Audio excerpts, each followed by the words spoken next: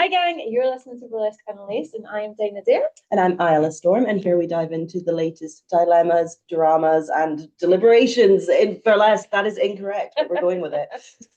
We chat about different topics every month, and if you are on our YouTube, you can see that we have a guest.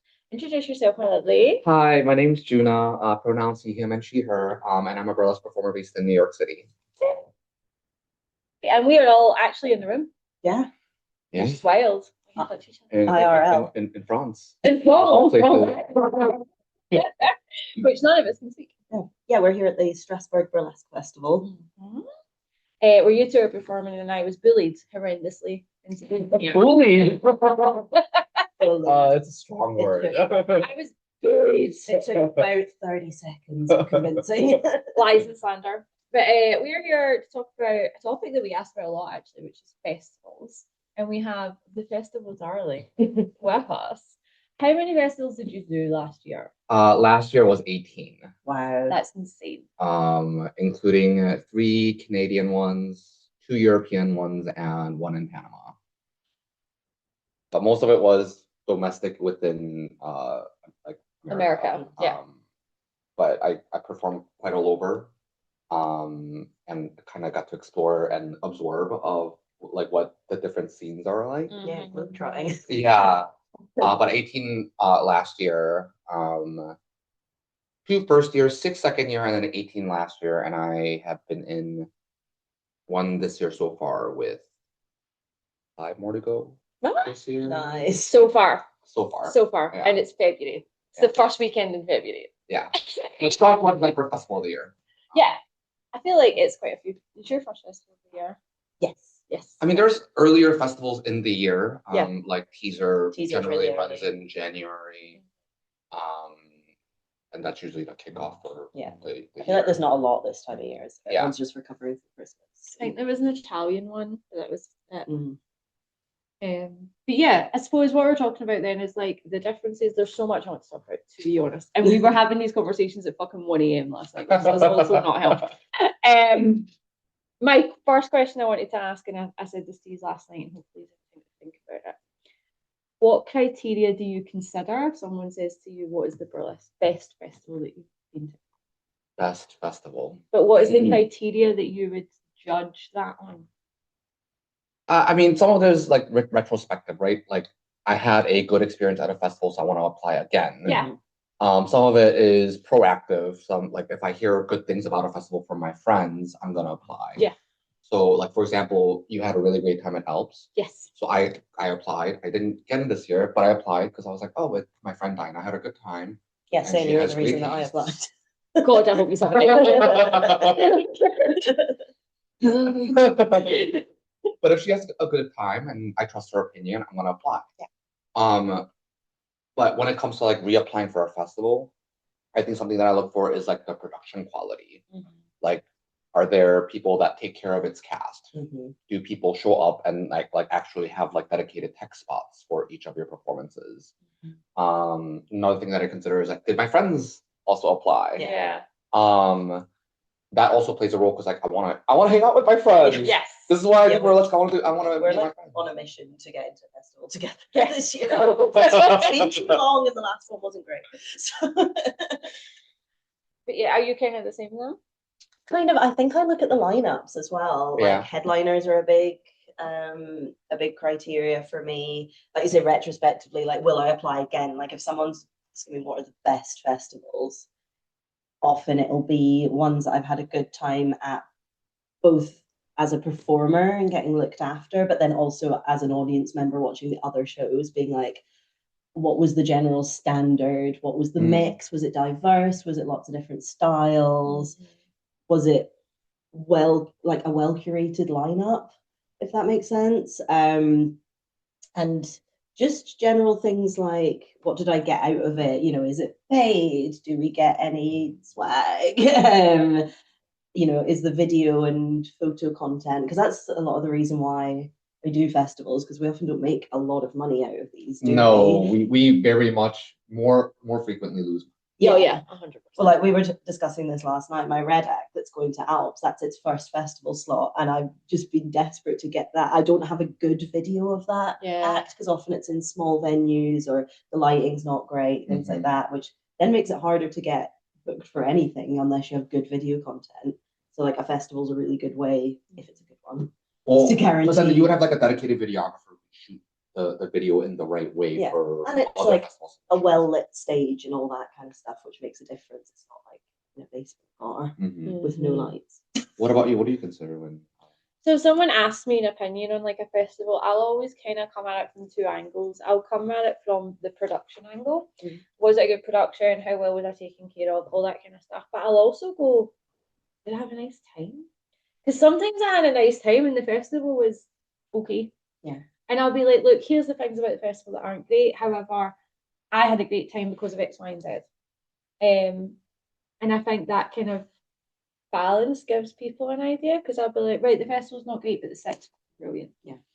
Like, go to that city, you can do this, that, and the next thing if you're looking for an excuse to go. Or I had a great time because all my friends were there. And I think it's that balance as well.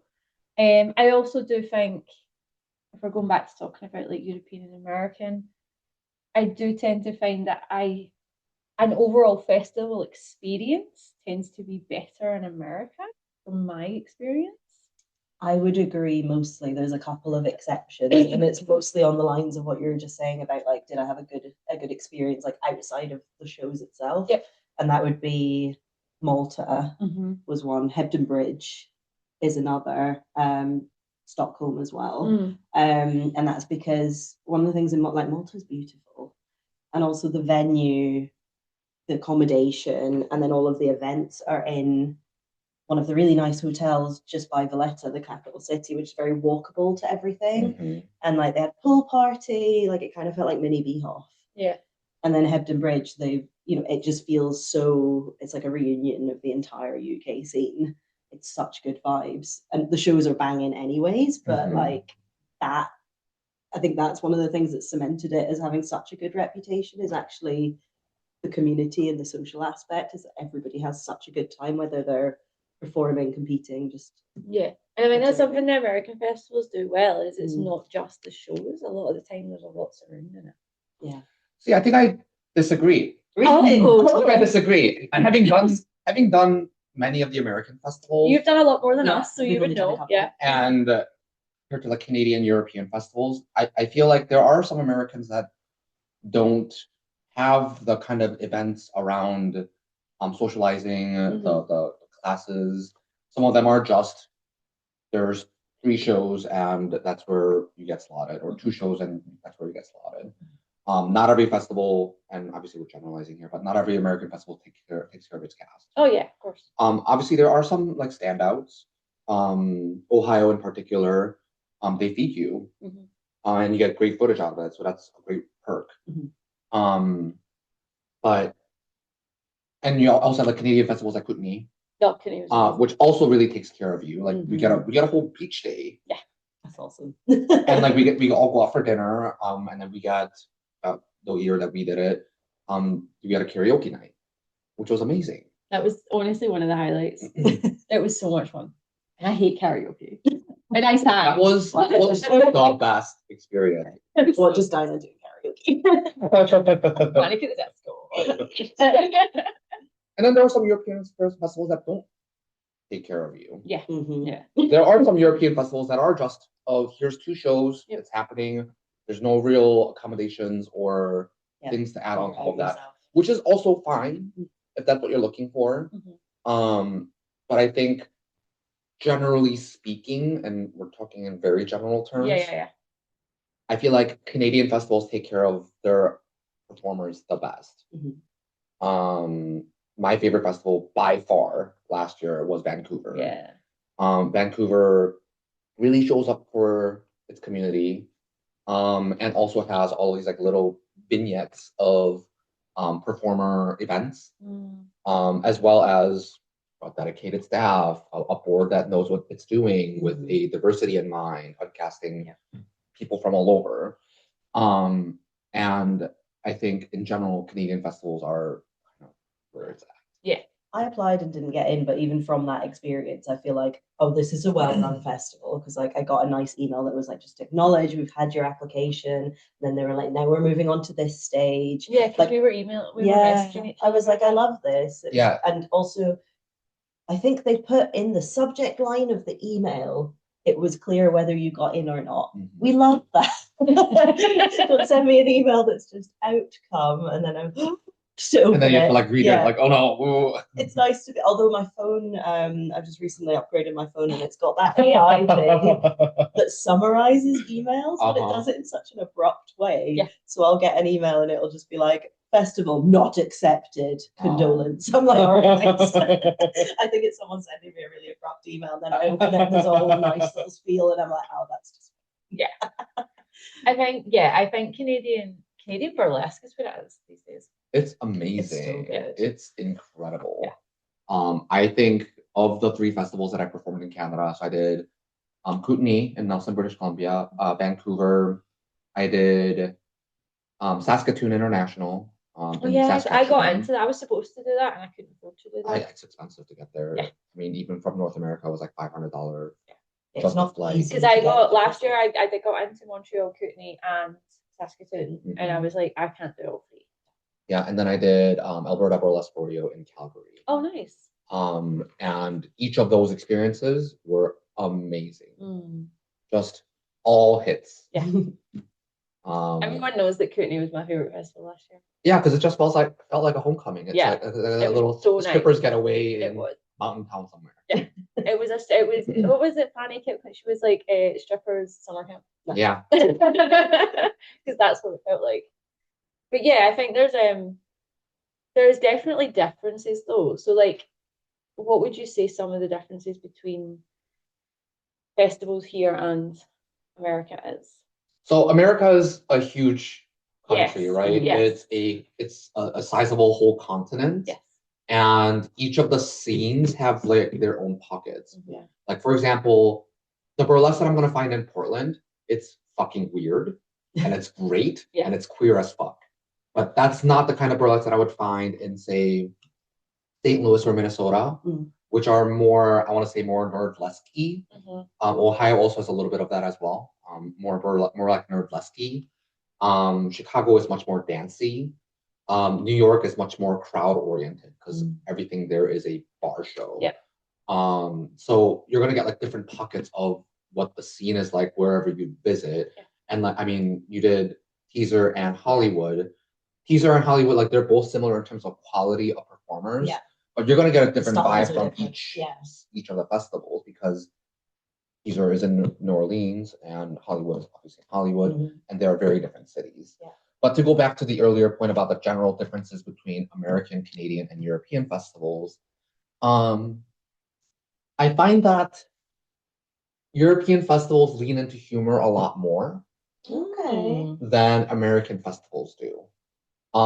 I feel like by default, American festivals, or at least American performers that I see, and that might just be the festivals that I get into, the acts that stick to me, or the acts that get chosen for that particular festival. But acts in America are very political. Not saying that like acts that I see in Europe aren't political, but they're by design trying to deliver a political message or something about politics, something about what's currently going on. And I think that is a specifically generally American thing that I see. Canadian performers I find are very, very polished.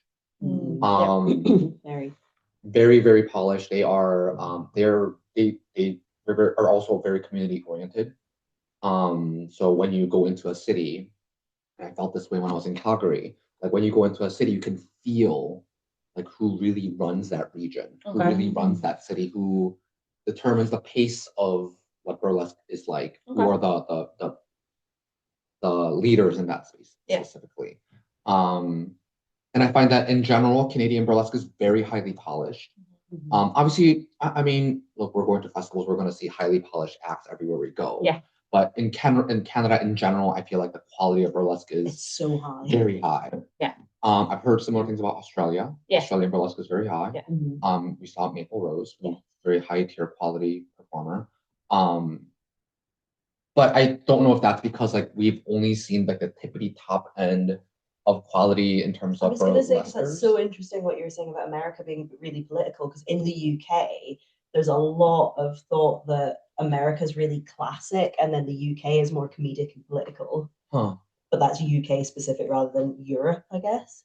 And then when you go over to Europe, it's kind of, I guess it depends on the country. Italy's quite classic. Italy loves their classic acts. Very Dutch fun, likes very their classic. weird stuff. So Yeah. does Germany. But what I was thinking when you said that is, I wonder if it comes back to, you're saying you find a lot more comedy over here. I wonder if that comes back to like the roots of European burlesque, because burlesque comes from the Italian word burla, which means to mock. Yeah. So it was satire. It was here. one with striptease. Striptease is an American. It came later. It's Americanization of burlesque, which is why. And I know she's off screen. That's why when Alex said yesterday, I said, I'm not going to drag you in. When Alex said yesterday there was an actor like, that's not burlesque, that wasn't striptease. That's an American view of burlesque because striptease only came into it in America. Burlesque existed before that, but it was satire. So I wonder if that's where that root of satire has continued. And I'm not saying it doesn't exist because you're saying you're very political acts. But I'm wondering if that's where the comedy, the strong comedy, because that's what it grew out of. Yeah, it's like the British Blondes that took it over to America originally. They were literally doing plays to mock the royals. Yeah, like that's what they were doing. So I wonder if that the roots of it is actually fed into what it is now. Yeah, and I think like when I envision like what I like the pinnacle of European burlesque, specifically like British scene, is Fufu. Yeah. And like I've seen her egg number, and it's whack. What Fufu does is genius. Yeah, and like the way that she like presents her face, it's also, and that's not to say like there isn't comedy in the US. There is comedy in the US as well. There is absolutely satire. But when I think about the different pockets and generalizing based on what I see in that specific scene. We are going very on generalizations today, let's be honest, right? We can just caveat that. I feel like generally Europeans find much more humor.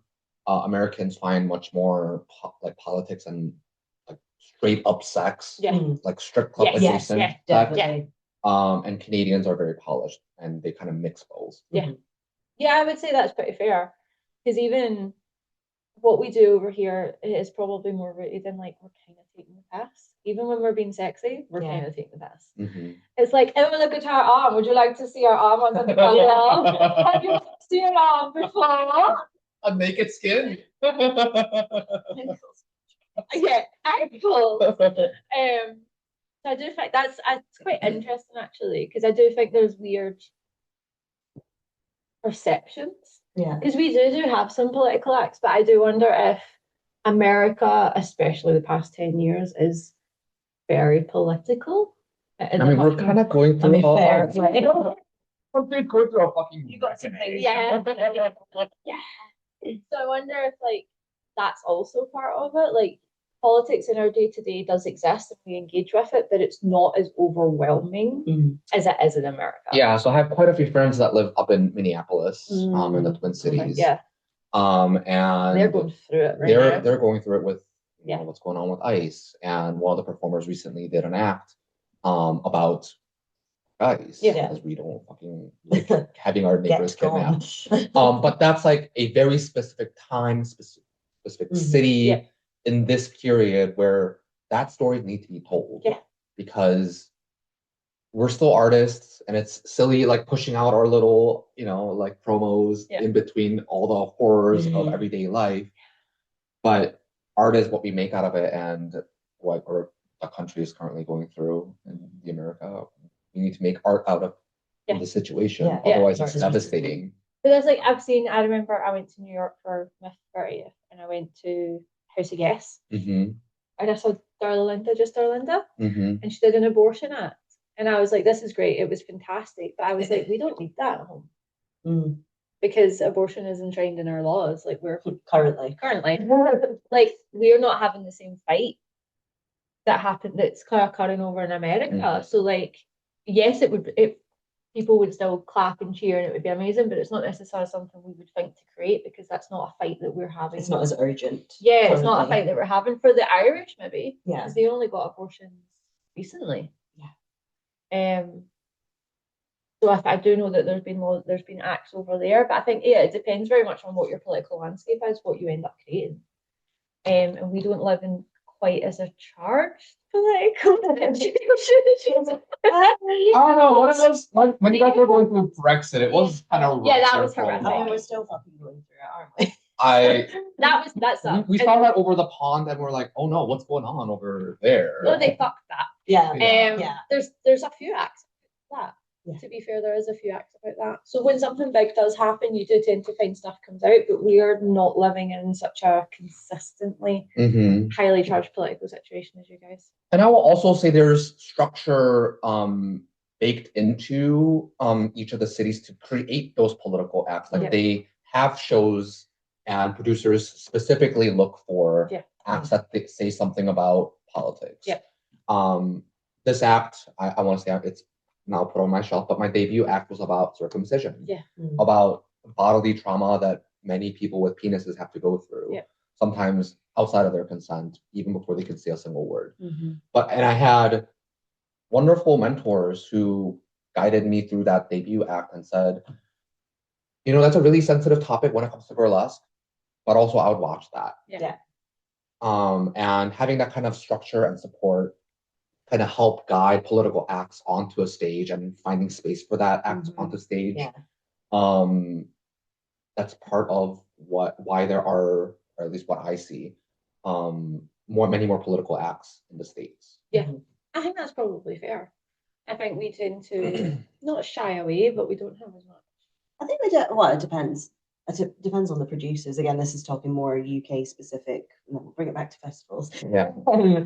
Because I've been speaking to, I'm quite good friends with Merlin the Grey. Yes. Who is a trans male performer. He's got an act where he's the MC from Cabaret, and he's got like the pajamas with the trans stripes on them, and it's quite like it's a really hard hitting act. He struggles to get it booked because a lot of producers are a bit like, oh, this is quite intense. I don't know if I want to book that. And I think it's important for those acts to be platformed because, like as a country, we might not feel like we're fighting a very political fight, but there are people, especially trans people right now, that are absolutely fighting a fight. So I feel like it's even more important for those acts to be. Fifi LaRue's got one about rape that I've seen, and it's really hard hitting and it's fantastic to watch. But again, you don't find it in a lot of shows. No. Our shows tend to be for entertainment purposes. I would say that's probably which also serves its own purpose, like having it be entertainment. And I also want to say, like burlesque, it is entertainment. It is entertainment, and it is also a political statement just by default. Like we're living at a time and age when our bodies, regardless of whether you're trans or cis, they want to censor our bodies in a certain way. And when you're stepping onto a stage, that is an artistic statement, no matter whether that is political in nature or not. Just by doing it. I agree. Coming back to festivals, something we were chatting about last night, and this is a slice to topper. Okay. Curating a festival. I put a post out, I don't fucking know when it was, January, maybe December, on Facebook asking, why is it that I see, and this wasn't a judgment on anyone, it was purely I want to understand because it's very different from my experience over here. I see in America you get a lot of repeat performers year on year. We don't really have that. It's very rare. It tends to be that if you've done a festival one year, you know not to apply the next year because you're not going to get in because they're wanting to have different people. Especially the bigger ones. I feel like some smaller ones. But most of the biggest European ones, they don't tend to repeat. And so I sort of said, how do people curate their festivals? And loads of people commented. It was really interesting.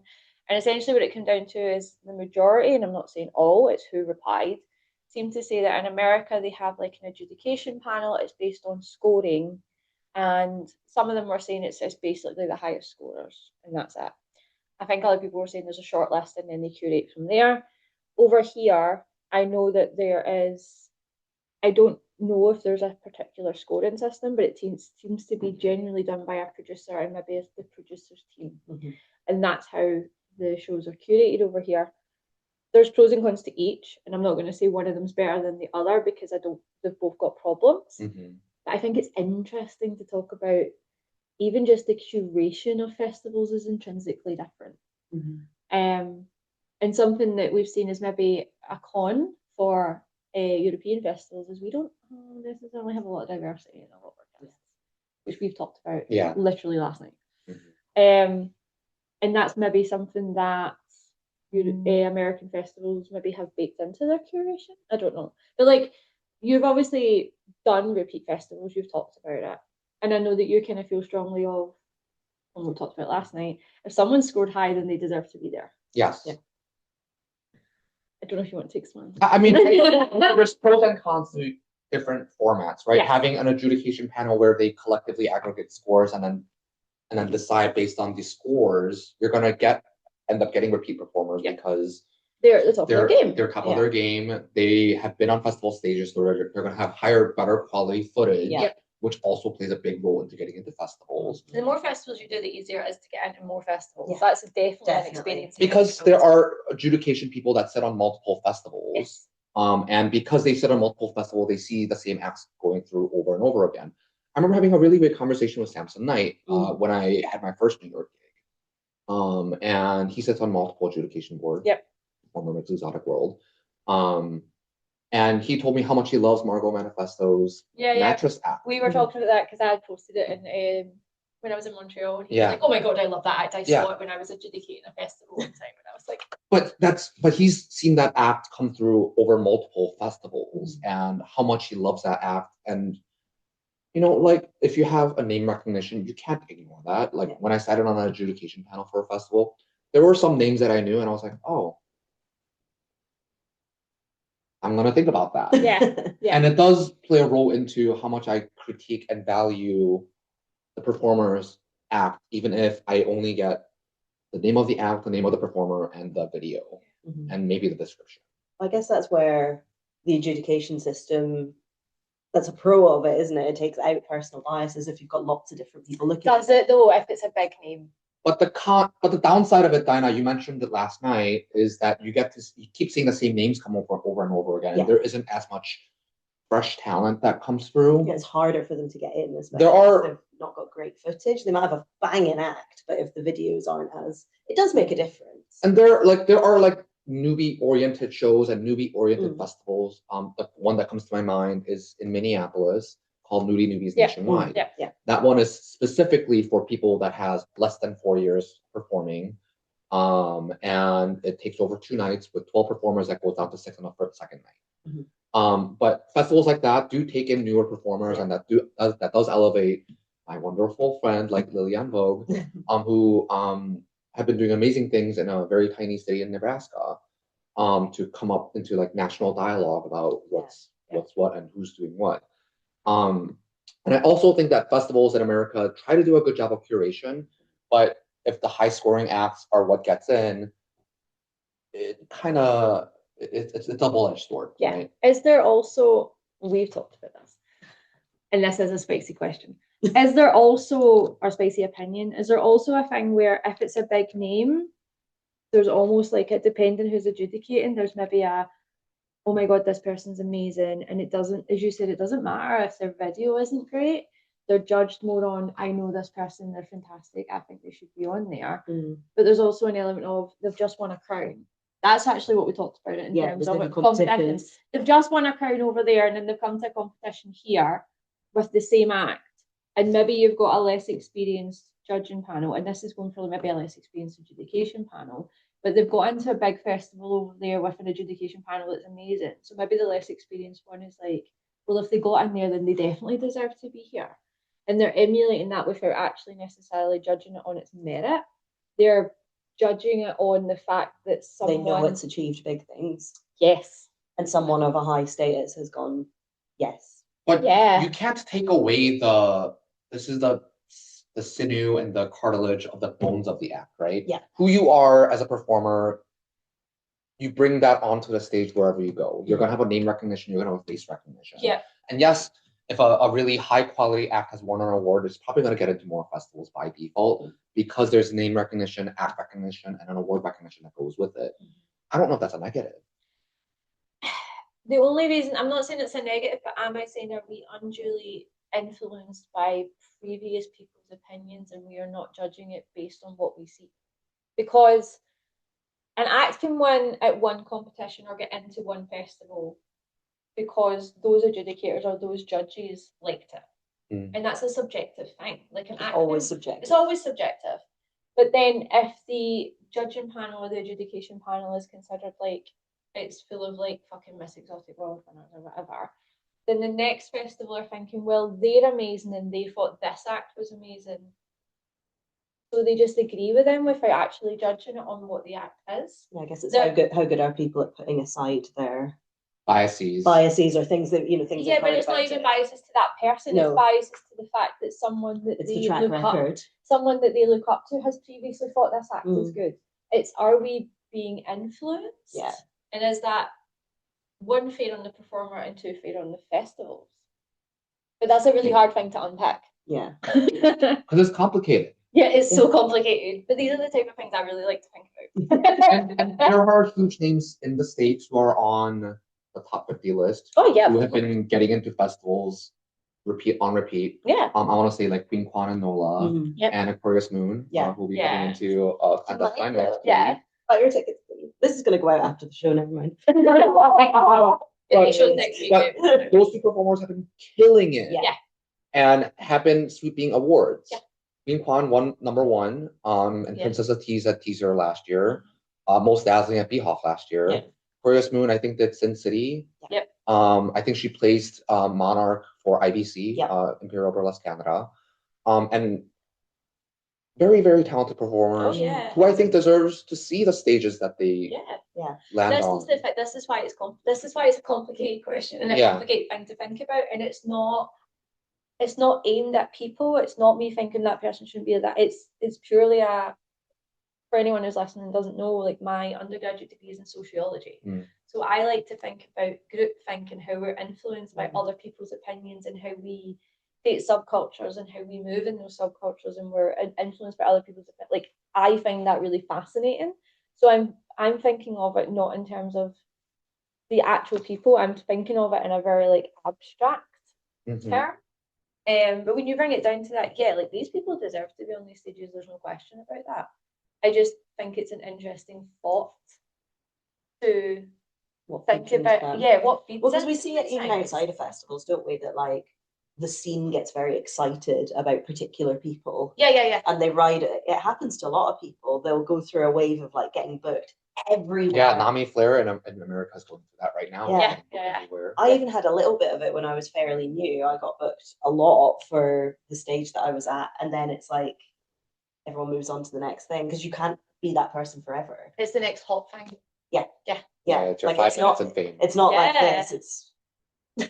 And I think you two talked about it at the last episode about competitions and how subjective it is, and sometimes you win one and then you lose, you don't place in the other. Literally, and me vice and a versa. friend had opposite outcomes within a couple of weeks. Yeah, and I think Same that's act. I think that's really important to point out because it is so subjective, because it is everything's made up. Like, Oh my goodness. like every word is made. It's just for less. Awards are made up, and it is purely subjective on whoever is sitting in the judges panel, what you're feeling that particular day, what everyone else is bringing that particular day. Yeah. And sometimes it is really down to just fraction when it comes to scoring. Yeah. And so putting that kind of weight on an award where it is so subjective to say, oh, if you get into festivals, you might get XYZ accolades, or you might get into XYZ festivals. That can be a downside of having an award or a competition part of the festival. I mean, we don't have to rehash topics that you guys already talked about on the last episode, but like It does kind of feed in when we're talking about adjudication, though, because Yeah. it's still a scoring. Like And in America, it's competitions scoring. are a feature of a lot of festivals as well. So they do It does come cross over together. And I do think that like competitions, there is a healthy balance. Oh, yeah, of when course. it comes to like, are the adjudicators and the judges are they clued into what the overall criteria is like? Yeah. Have the competitors already received what they're looking for when it comes to getting judged by this panel? Mhm. Like Alberta Burlesque Rodeo in Calgary that I did last year was a competition festival, and I didn't place. But I walked away feeling fine because I wasn't thinking about placing at that festival. Yeah. I already won Yeah. by being at Yeah. that festival. Like that was my win for me, Yeah. and being able to share my flow fan act in a city that is very fast paced. That was already a victory for me. Yeah. And Getting into any festival is such a like Yeah, whether it's a competition or not, like it's Yeah, much because easier just to be getting there. in because you know the numbers are insane. you're still being measured up against hundreds of Mm. other applicants for that year who Yeah. are all bringing their best work onto a stage. Yeah, for often like maybe 30 spots. Yeah, yeah, not even that sometimes. Yeah. Like Strasbourg, I think has like maybe 20 spots. Yeah, it's quite small. Like I think there were like maybe It's a 7 or tough 8 one to performers the get into. first one. So it's gonna vary. Yeah. Like I think I had 650 last year. Yep. And there were maybe 40 spots between 3 nights. It's tight. Yeah. And there's literally thousands of us. So I think like just like getting into a festival is already a win, Yeah. and being able to share your art and present your work at a competition night, that is already a win. Yeah. But I will say like competitions have their own balance, and I think there should be like a certain percentage of festivals that should just be a showcase festival. There should be a certain festival that just should be a competition festival, and that's all okay to have. Yeah. I really like festivals that have a showcase one night and a comp one night. I really like that. Because I think it's a nice balance. I agree. To be fair. I feel like most of my favorites, apart from Stockholm, which is just a showcase, most of my favorite festivals have had both. They've had one show is a competition and the rest of it is showcases. Yeah. And I mean, sometimes when it comes to a competition or a festival in general, there's 20 to 30 performers cast at a singular festival, but having a singular feature performer that wins a title, that does bring a level of visibility and an elevation of their overall art, because now you're going to have a name or a title or a crown or a sash to go with your work. And you can also put award winning on your resume. Yes, you can. Which is a nice little perk. But I think that part of it, the elevating of 1 or 2 people, or sometimes 5, sometimes 6, of people in a singular festival, I do have some touchy, sensitive feelings about that aspect of it. Talk to us. Because 30 people performed at that festival, but only fixating on 1 or 2 people for that whole festival, whoever won, feels weird. Because again, it is very subjective, because it is all made up. And everybody achieved by even getting in. Right. Yeah. But having to fixate on one person and saying, because it is a software festival to say, this was our favorite performer this year. Yeah. But then it almost doesn't dismiss all the other performers, but it kind of puts them in the background. Yeah. When actually a showcase is nice because you're literally just showcasing everyone equally. Yeah. Apart from the headliner. I mean, that's what I liked about. Some festivals don't even have headliners, do they? They're just like everybody is. What festival? Dutch don't have headliners. Oh shit! Did not realize that. No. They're just like everybody's equal. If you feel that you're a headliner, still apply. I'm like.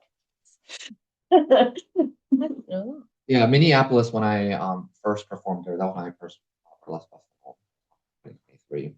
They electrocute specifically said there's no headliners, but it was Medianoche and Avery Fox. I'm sorry, we're cats in a show in a festival with Medianoche, and Medianoche is not the headliner. Yeah. Like we all know who the headliner is. Alps have a headliner. Yeah. Last year it was Foxy. Okay. So it'll be mentioned. I feel like the way they put it on their thing is that they don't officially have headliners, but they have special guests if they're touring through. And I think all that like going back to the conversation about curation and like thinking about the right lineup and the run order for your festival. You know, and if we take a step back from this as a performer, but looking at it from a production perspective, you want to have a festival that is fun for everyone. Yeah. Fun for the producers, fun for the audience, fun for the supporting crew, fun for the tech crew, and most importantly, fun for the audience. Many of the burlesque people who attend festivals, that's their one show that they attend in that year. Yeah. So you want to give them a varied experience, one that has a range of slow and fast acts, sad and happy acts, dramatic and uptight acts, but a range of discipline that shows what burlesque drag sideshow world can be. And I think in specific, American festivals do a really good job of curating a certain a mindset with diversity in mind. Canadian festivals also do that really well as well, but with a caveat that like it depends on the market that you're in. Like Toronto has a particularly large Asian population, and so it's going to have a higher Asian representation just compared to, I want to say, like compared to like Texas, which doesn't have that much Asian population. And if you're pulling from a base of performers, you still want to have a good curate, like high quality show that an audience is going to like, but you can't always have the most diverse cast if you're not pulling from the most diverse pool. They often don't get paid extremely well for festivals. No. So therefore the travel expenses will be limiting to a lot of people unless they're being booked as a headliner. Right, and that does unfortunately rule out traveling performer for many marginalized, underrepresented groups.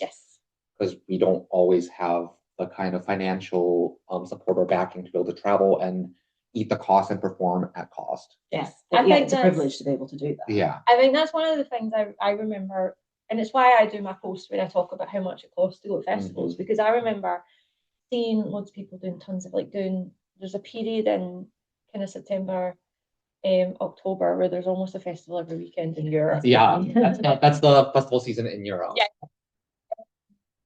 And I remember seeing people doing every single weekend. And then I started getting out festivals and I was like, fuck me, this is expensive. It's so expensive. And I know people in Glasgow in particular who could get on festival stages. They can't afford to. They work in like minimum wage jobs. That's not financially accessible. And I think that's something we don't always talk about is festivals are a privilege financially, especially the three of us have all traveled across the fucking world. That's a lot of money. And it adds up. It adds up. Like I have a specific savings account for my burlesque budget. And last year it was $10,000, $10,000 US, which is not a small sum of money, but I saved that money up just for burlesque. Just to travel and do the 18 festivals that I got into. And this year it's about 15,000 because I want to be able to come over to Europe, see my fucking friends, and also do burlesque along the way and like go and explore the world. But people who might not have that kind of financial background are not going to be able to afford to just spend couple $100s on a flight, couple $100s on accommodation, couple $100s on food and whatever else, in addition to if they have a kid, that's something that's really difficult to pay for. In addition to if they have a pet, that's also something difficult to pay for. And all those I miss my cats so much when I'm old. I miss my dog. He apparently ate a chocolate muffin the other day. Oh no. He survived, he's fine. Okay, He's good. functional. He is a 12-year-old dog that's gonna outlive both of us. Indestructible. But like that money adds up, and that is a very prohibitive element to performing. And it should be no surprise. There's really not that much money to go around in burlesque. There's a reason why there's a saying like we end up tipping the same money that goes around, the same 20 quids or $20 that goes in the scene. The money isn't there. So like when it comes to doing a festival, the motivation has to be, is this somewhere that I want to share my art? Is this somewhere I want to travel to? Is this going to be worth the money that I sink into? Is this going to be worth the weekend that I'm what else am I going to get out of it that's not financial? Stuff like the video and like the lineup that you're going to be on. Like I remember I got into Saskatoon last year. I remember seeing who was going to Saskatoon and who was going to Kootenay, and I had to pick, and I was like, well, I'm going to Kootenay because there was more people I Like I knew you, I knew Serenity. There was a couple other people. I was like, I'm going to that because like I know more people. So sometimes you have to make those kind of decisions as well. But yeah, every time I went to the States, it was at least £1,500. Yeah. Between flights, accommodation, Easy. and spending money. And that's spending money where I'm like in an Airbnb buying my breakfast, like buying food for me to have my breakfast, like not really going out and not really like experiencing the just kind of doing the minimum. food. Like, yeah, the food is inside. And then if I can, the money I do have is to maybe go here and there to a few things that cost money, but it's about keeping the cost as low as possible because that's not like when I did it in 2014, 2024, sorry, Jesus, 2014. I wish I'll be 2024, I did 4 American festivals, and that's that very quickly racked up. Yeah. I think that's something that like I'm seeing a shift in some of the ways that festivals are being financed that I think is good. Yes. Stuff like Birmingham that's about to set up, their applications are all free, but they've secured a lot of sponsors. Melbourne, I think, has a lot of partners and sponsors and things. Because often the fee is not that high, so it's how else is a festival showing appreciation for the artists? Are they providing good videography? Are they providing good photography? Are they feeding us? Is there accommodation on offer? Are there discounts for local businesses? Like even just buying your food. Is there a discount for a local restaurant? That would be great. It's like Alps offers you a hotel room the night you're performing. Sacre does that as well. Yeah, and for this one we also had a single night. And you get a fee paid, which is great. A lot of festivals are dropping fee to apply.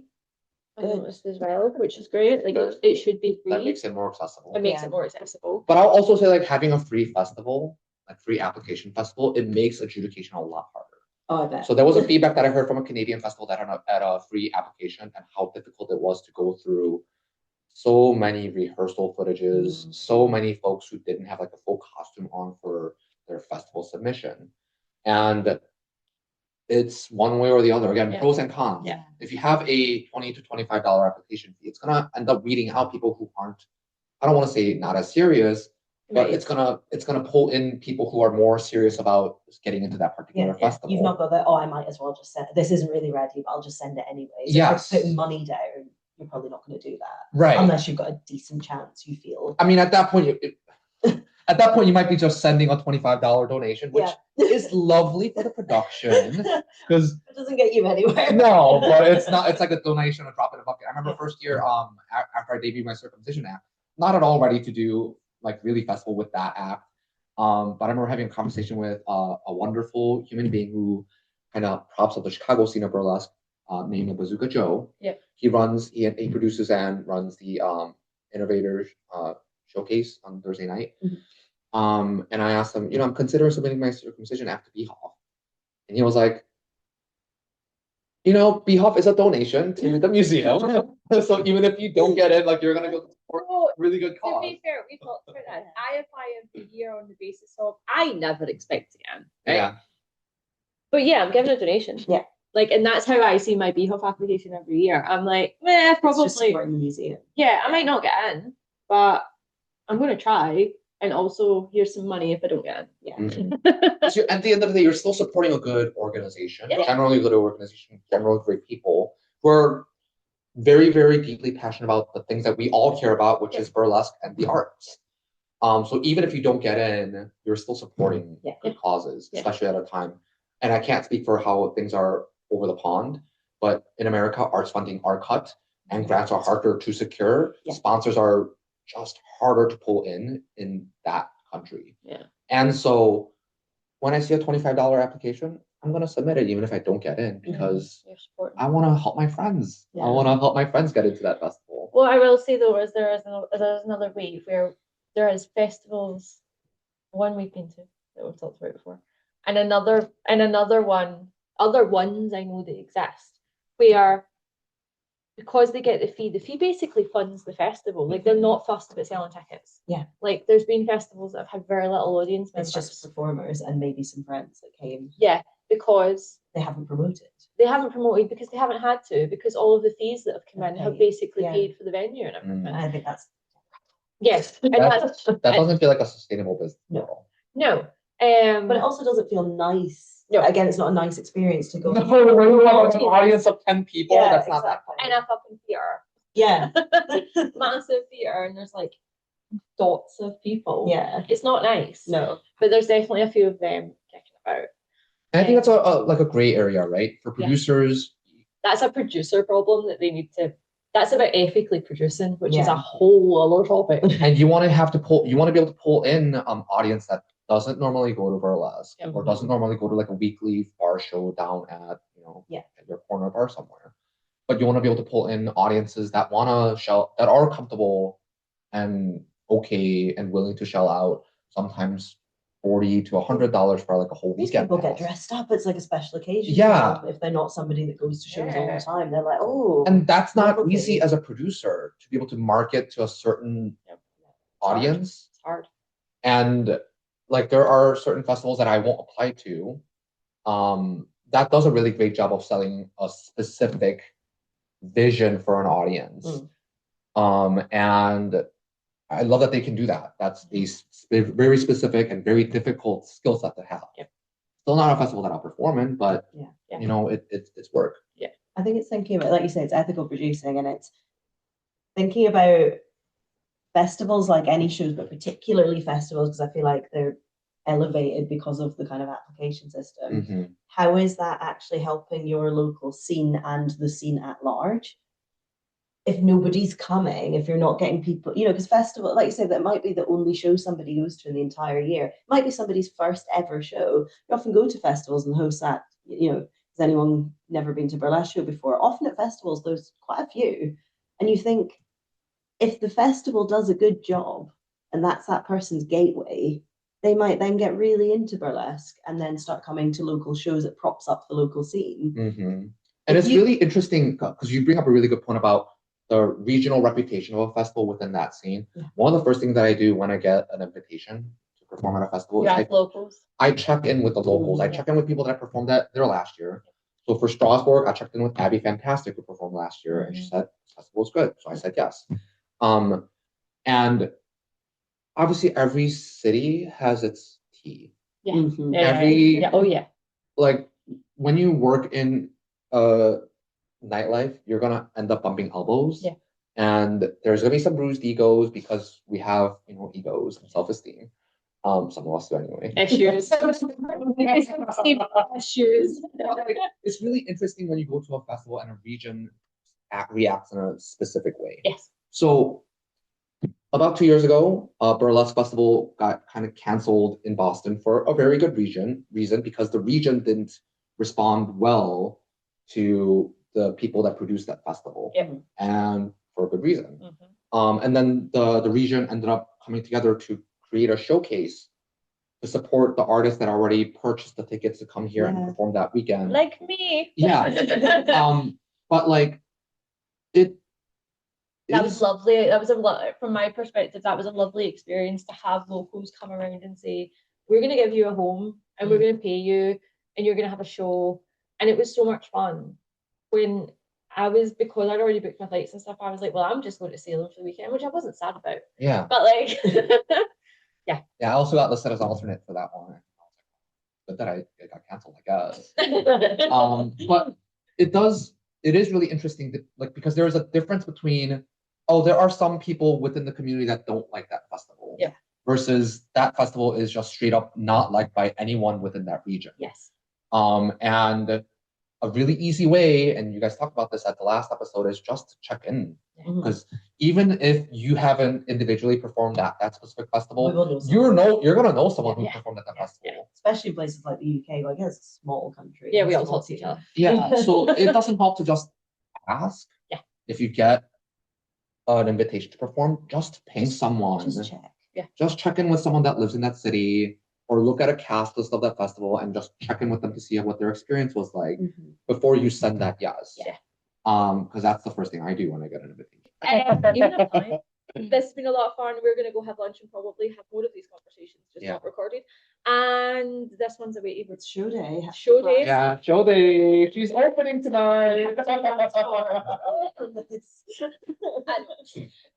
wait to watch you perform. It's gonna be such a good experience. It's going to be amazing. But no, thank you so much for listening. We have our free Patreon where there will probably be bloopers at some point because there's so many. And follow Joona on Instagram. Joona Bae on Instagram, JOONABAE. And see all the wonderful things they're doing. Buy tickets for Clandestine, even though this goes out after Valentine's. No, but There's always Clandestine shows. And we love you and we'll see you next time. Thank you.